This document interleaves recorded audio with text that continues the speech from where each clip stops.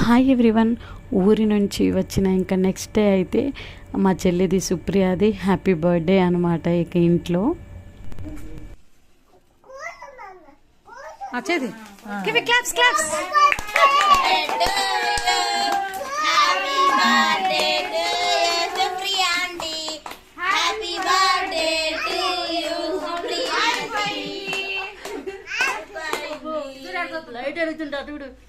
ఈ సంవత్సరం అయితే చాలా సింపుల్గా చేసుకుందనమాట.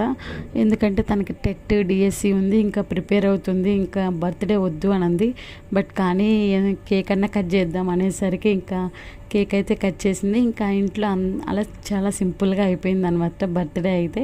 ఇంకా మాకేవి అయితే కేక్ చూస్తే ఊరుకుంటాడా, వాడి ఉత్సాహం చూస్తున్నారు కదా ఎలా ఉందో అదనమాట.